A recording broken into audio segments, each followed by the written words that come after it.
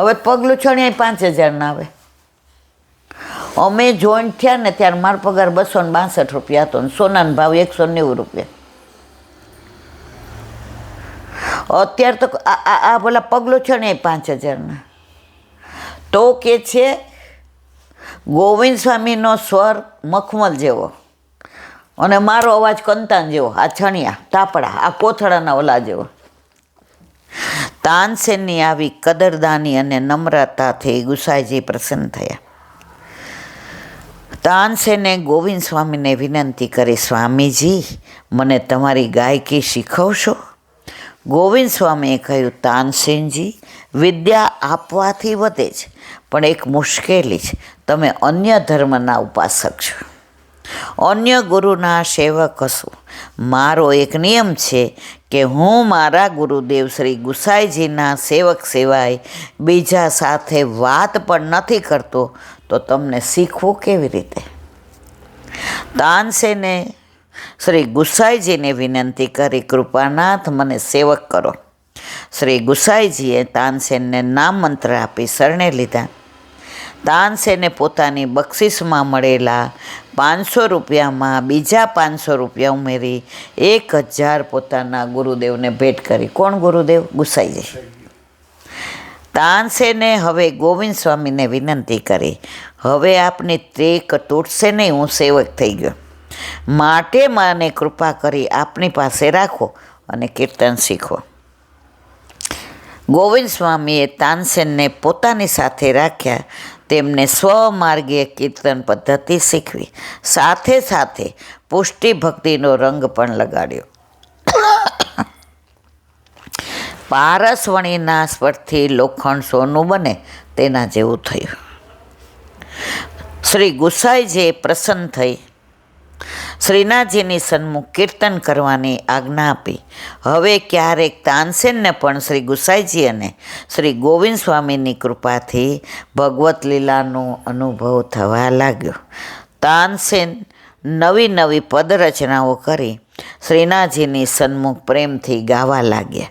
શ્રીજી તેમના કીર્તનથી ઘણા પ્રસન્ન રહેતા. આજે પણ પ્રભુ સન્મુખ તાનસેનના રચેલા પદો ગવાય છે. તાનસેનનો એક સુંદર ભાવવાહી પદ, ભલે હી મેરે આયે હો પિય, ઠીક દોપહરે કે બિરિયા, શુભ દિન શુભ નક્ષત્ર શુભ મુહૂર્ત, શુભ પલ છીન શુભ ઘરિયા, ભયો હે આનંદ કંદ, મેટ્યો વિરહ દુઃખ દ્વંદ, ચંદન ઘસી અંગ લેપન ઓર પાયન ભર્યા. તાનસેન પ્રભુ દયા કેની મોં પર સૂકી બેલ કરી હર્યા. સુકાયેલી વેલને હરી કરી દીધી, એનું અનુસંધાન કાલે. બોલો વલ્લભાધીશ કી જય. દયારામભાઈના ચંદ્રાવલા.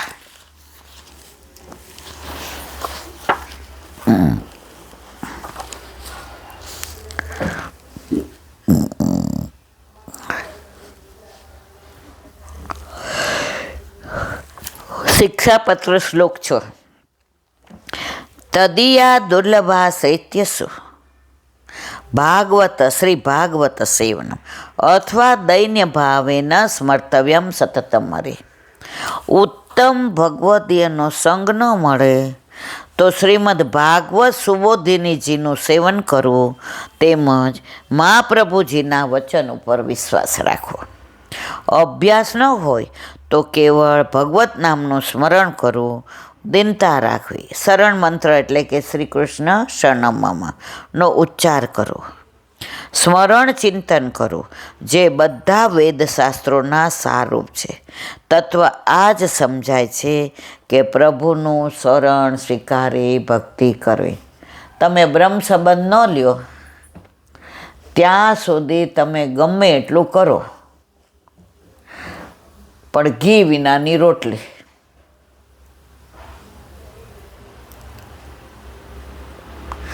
એકવાર કયા ગામની વાત છે મને યાદ નથી, વૃંદાવન કે ગોકુળ, આખો દિવસ રાધે રાધે રાધે રાધે રાધે રાધે બોલે. એટલે ઘરે આવે એટલે એની માં કે થોડી વાર વાતો કર, ક્યાં ગયો તો શું કર્યું, કે રાધે રાધે રાધે રાધે રાધે રાધે. હવે એને કોકે કીધું કે તું ગુરુ વિના ગમે એટલું કરીશ ને તો તું મંજિલ સુધી નહીં પહોંચે.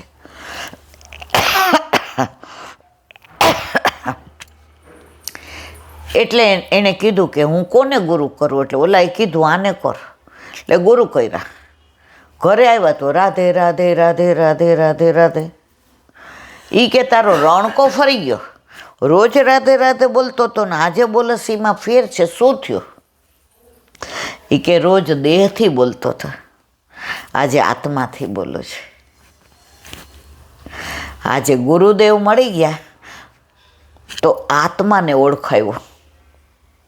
આ દેહ તો બાળી નાખવાના, દેહના સંબંધો તો ક્ષણિક છે. તો હવે રાધે રાધે બોલું છું તો બરસાનાના દર્શન થાય છે, એ ટેકરો દેખાય છે, એ મને સામનેજીના દર્શન થાય છે, એ મુખારવિંદ, એ એમના વસ્ત્રો આભૂષણ, એ એમના કેશ, એ એમની અલકાવલી, એ એમની વેણી, એ એમના બાજુબંધ, બેરખા, પોંચી, અણવટ, વીછી, લર, તોરા, ચોંદડી, ડામડી. એની માં કે અત્યાર સુધી તો કોઈ દી આટલું બોલ્યો નહીં. તો કે આજે ગુરુ મળી ગયા. અત્યાર સુધી એકડા વિનાના મીંડા હતા, આજે એકડો મળી ગયો એટલે મીંડાનો જો ભાવ ફરી ગયો.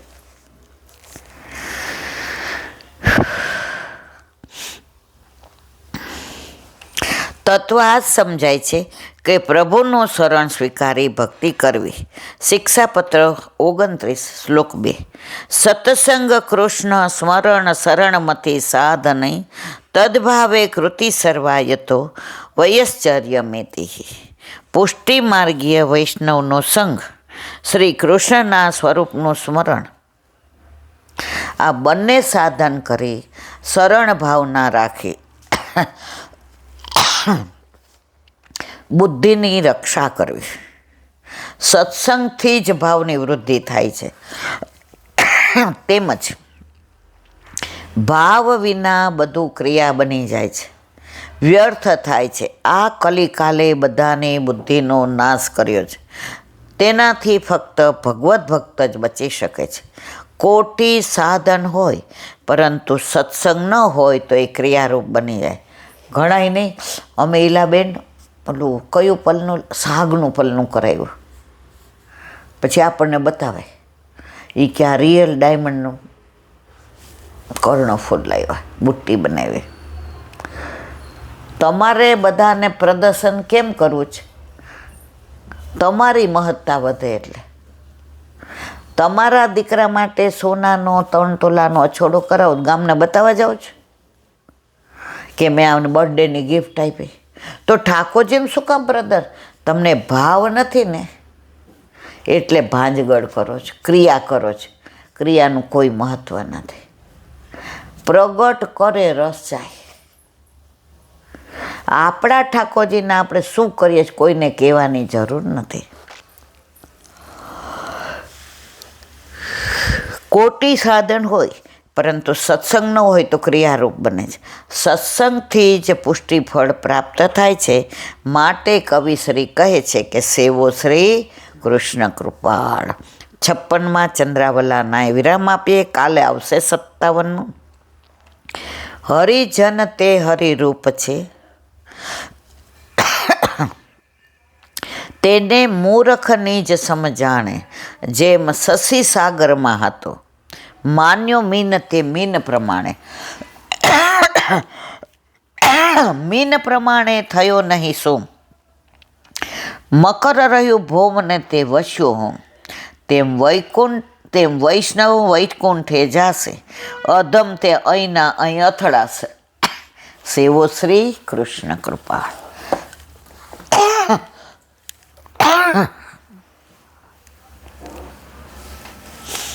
વલ્લભાધીશ કી.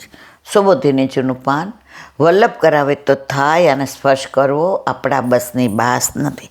હવે આગળ સૂતજીનો ઉપદેશ. આ પ્રમાણે કલીને રહેવા માટે આપેલા સ્થાનો બતાવીને ધર્મની આજ્ઞા અનુસાર આચરણ કરનારને ઉપદેશ આપે છે. અથૈતાની ન સેવેત બુભુષો પુરુષ ક્વચિત, વિશેષતો ધર્મશીલો રાજા લોક ગુરુપતિ. અર્થ, પોતાનો ઉત્કર્ષ ઈચ્છનારા પુરુષે ક્યારે પણ આ 5 સ્થાનોનું સેવન કરવું ન જોઈએ. વિશેષમાં તો ધર્મશીલ રાજા જે પોતાની પ્રજાને શિક્ષા આપનાર હોવાથી, લોકગુરુઓને પ્રજાનું પાલન કરનાર હોવાથી પતિ છે, એણે તો આ સ્થાનોનું કદાપી સેવન ન કરવું જોઈએ. સુબોધિની જેમ સૂતજી સૌનકાદી ઋષિઓને કહી રહ્યા છે, અસત્ય વગેરે કલીના રહેવાના સ્થાનો પુરુષે સેવવા જોઈએ નહીં. બુભસો એટલે પોતાનો ઉત્કર્ષ ઈચ્છનારા, ક્વચિત ક્યારેય પણ એટલે પ્રમાદ આળસથી પણ આ સ્થાનો સેવવા નહીં. પાક્ષિકોપી દોષો પરિહરણીય પ્રસંગથી થતો દોષ પણ દૂર કરવો જોઈએ.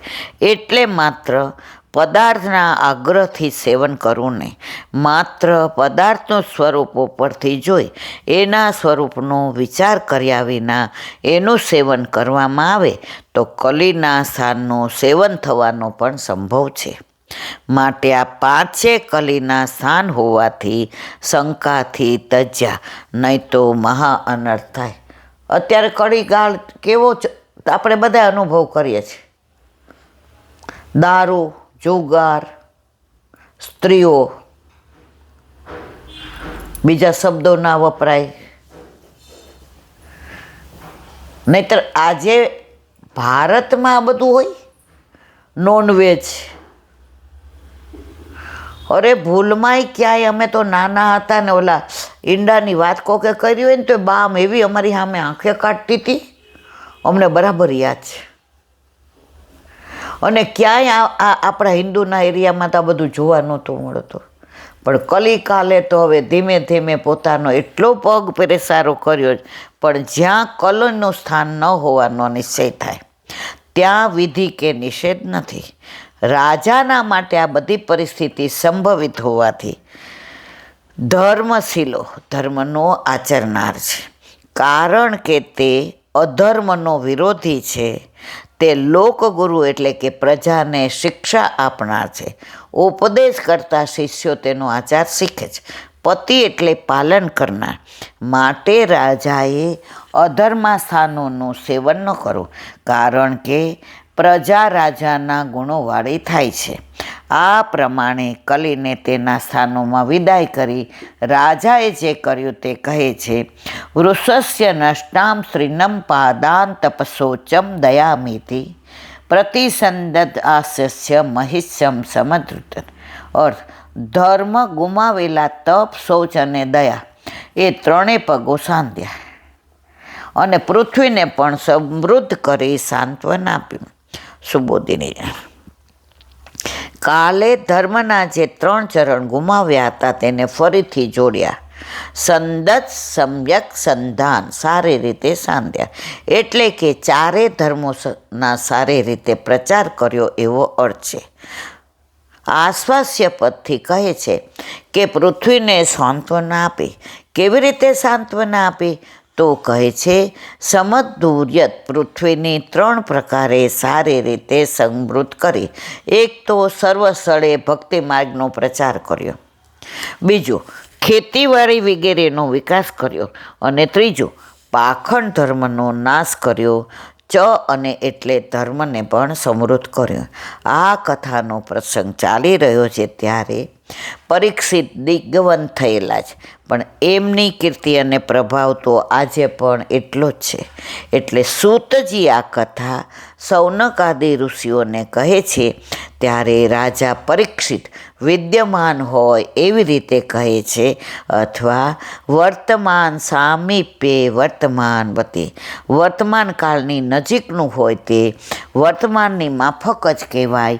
એ ન્યાયે સૌનકાદી ઋષિઓને વધારે શ્રદ્ધા ઉત્પન્ન થાય તે માટે કથા ભૂતકાળની નથી પણ હાલમાં જ બનેલી છે તે બતાવવા રાજા પરીક્ષિત હયાત હોય તે પ્રમાણે નિરૂપણ કરે છે.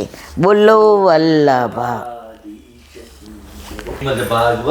અને મારા ગુરુદેવને દંડવત પ્રણામ કરું છું. ચંદ્ર સરોવર पे सूरदास जी के द्वार पे मेरा दंडवत प्रणाम. सुरभि कुंड पे परमानंद दास जी के द्वार पे मेरा दंडवत प्रणाम। जमुनावता पे संकर्षण कुंड पे कुंभन दास जी के द्वार पे मेरा दंडवत प्रणाम। बिरछू कुंड पे कृष्णदास जी के द्वार पे मेरा दंडवत प्रणाम। कदम खंडी पे गोविंद स्वामी के द्वार पे मेरा दंडवत प्रणाम। अप्सरा कुंड पे चित्त स्वामी के द्वार पे मेरा दंडवत प्रणाम। मानसी गंगा पे नंददास जी के द्वार पे मेरा दंडवत प्रणाम। रुद्र कुंड पे चित्रबुद्ध दास जी के द्वार पे मेरा दंडवत प्रणाम। વ્રજ વિલાસ વ્રતની ગોપિકાઓને મારા દંડવત પ્રણામ. હે વલ્લભ, સવારથી અત્યાર સુધી સેવા સ્મરણ સત્સંગ જે પણ તે કરાવ્યો તે તારા ચરણારવિંદમાં સમર્પણ કરું છું. ભૂલ અપરાધ થઈ હોય તો ક્ષમા કરશો. બોલો વલ્લભાધીશ કી જય.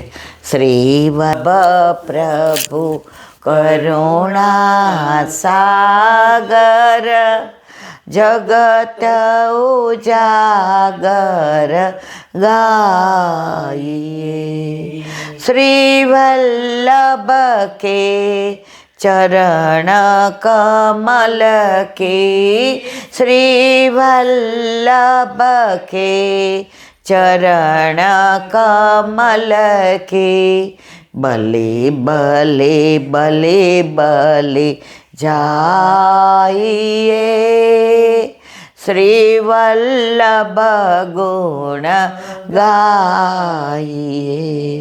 વલ્લભી સૃષ્ટિ સમાજ સંગ મિલ जीवन को फल पाइए. श्री वल्लभ गुण गाइए. श्री वल्लभ गुण गाइए. या ते रसिक कहाइए.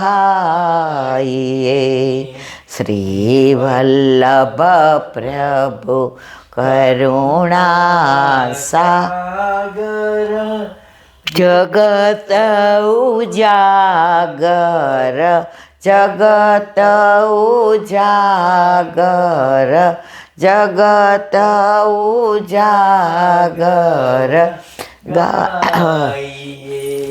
શ્રી વલ્લભાધીશ કી. આજનો આ સત્સંગ મારા વલ્લભના ચરણારવિંદમાં સમર્પણ કરું છું. ભૂલ અપરાધ થઈ હોય તો ક્ષમા કરશો. આ મારા વલ્લભની વાણી અને ભૂલો એ મારી.